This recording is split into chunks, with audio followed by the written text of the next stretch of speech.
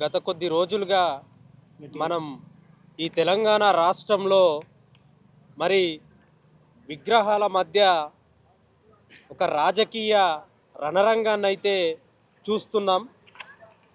అదే విషయం ఈరోజు ఉస్మానియా యూనివర్సిటీ వేదికగా అసలు తెల్లాపూర్ గ్రామంలో రాచుకుంటున్నటువంటి ఆ విగ్రహాల మధ్య ఉన్నటువంటి ఆ యొక్క ఘర్షణ ఏంటి అనే విషయాన్ని మరి ఈరోజు తెలపడానికి ప్రెస్ మీట్ని శ్రీకాంత్ అన్న గారి నాయకత్వంలో ఉస్మానియా విశ్వవిద్యాలయం నిర్వహించుకోవడం జరుగుతుంది. అయితే మేము తెల్లాపూర్ గ్రామాన్ని కూడా సందర్శించాం. తెల్లాపూర్ గ్రామంలో ఇటు పూలే విగ్రహం పెట్టినటువంటి వ్యక్తులతో మాట్లాడాం. అదేవిధంగా శివాజీ విగ్రహం పెట్టినటువంటి వ్యక్తులతో మాట్లాడే ప్రయత్నం చేశాం, కానీ వారు అందుబాటులోకి రాలేదు.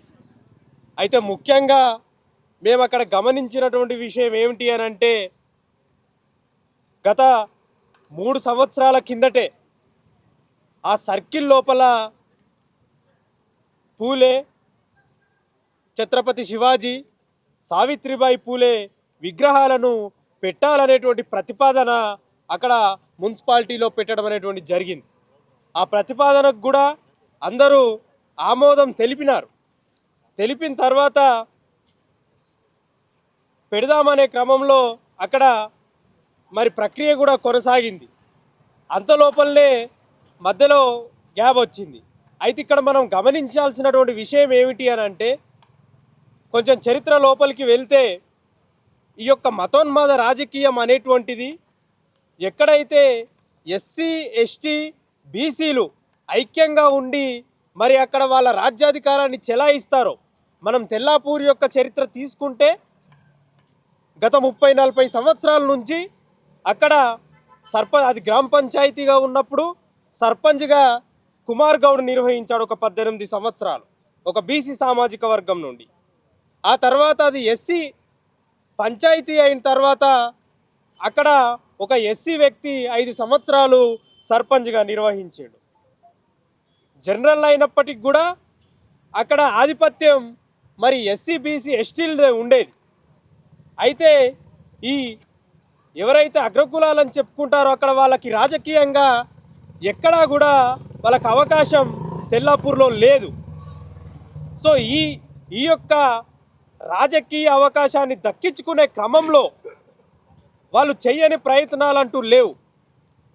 ఆ ప్రయత్నంలో భాగంగా మరి ఈరోజు అక్కడ ఉండేటువంటి ఐక్యతను దెబ్బతీసే క్రమంలో, ఎందుకు అనంటే ఈరోజు డబ్బులు ఇచ్చినా అక్కడ ఐక్యత దెబ్బతినడం లేదు. ఎందుకు అనంటే అక్కడ భావజాలం అంత విస్తృతంగా ఉంది.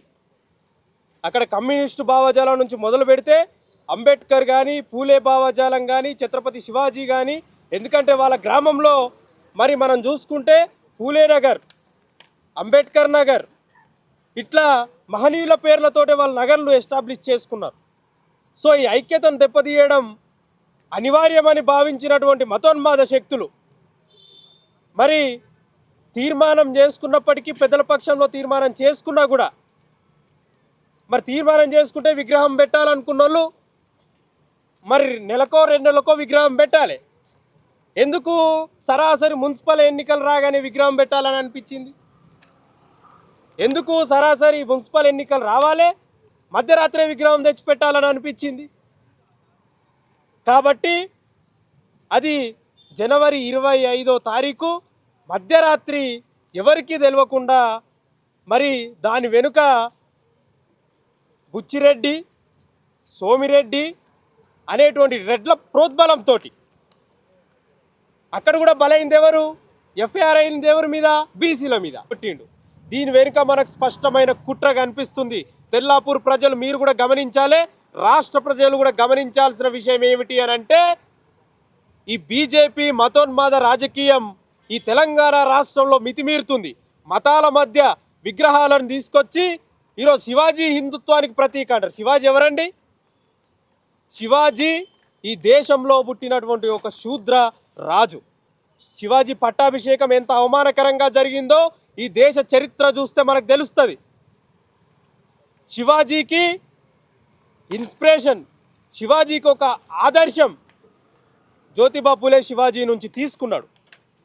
ఈ కుట్ర ఇప్పుడు స్టార్ట్ కాలే, ఈ కుట్ర 1000 సంవత్సరాల కిందే స్టార్ట్ అయింది.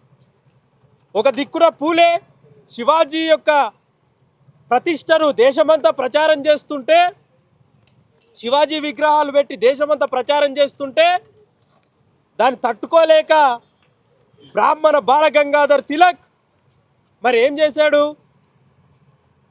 ఊరూరా వినాయకుడిని తీసుకొచ్చాడు. శివాజీని ప్రజల్లోకి తీసుకుపోతే వీళ్ళ మధ్య చైతన్యం వస్తుంది, పూలే ఇదంతా చైతన్యం చేసి మరి ఇక్కడ మాకు అధికారం లేకుండా చేస్తాడని చెప్పి ఎంబటే బాలగంగాధర్ తిలక్ ఎంబటే వినాయకుడిని తీసుకొని రావడం అనేటువంటి జరిగింది. సో ఈ మతతత్వ రాజకీయాలు అనేటువంటి అప్పుడే స్టార్ట్ అయినాయి. కాబట్టి తెల్లాపూర్లో ఐక్యతను దెబ్బతీయడానికి అక్కడ రెడ్లు పడిన కుట్రే ఈ విగ్రహం. మళ్ళీ వీళ్ళు పూలే విగ్రహం పెట్టిన వాళ్ళు మళ్ళీ బీసీలే, మన బీసీలే. సో వీళ్ళు పూలే విగ్రహం పెడితే వాళ్ళు వచ్చి పూలేని తన్నడం, పూలేని కొట్టడం, నానా రకాల అవమానం చేయడం అనేటువంటిది జరిగింది. కాబట్టి ఇక్కడ జరుగుతుంది ఏమిటి అని అంటే ఈ రాష్ట్రంలో ఈ విగ్రహాలు పెట్టి మరి ఒక మతాల మధ్య, వ్యక్తుల మధ్య, భావజాలాల మధ్య సంఘర్షణ సృష్టించి దాని నుంచి లబ్ధి పొందాలని అటు బీజేపీ, ఆర్ఎస్ఎస్ కుట్ర చేస్తుంది. దానికి మూల సూత్రధారే ఈ రఘునందన్ రావు నాయకత్వంలో జరిగినటువంటిదే ఇది. కాబట్టి మిత్రులారా, ఇది మీరందరూ గమనించాలి.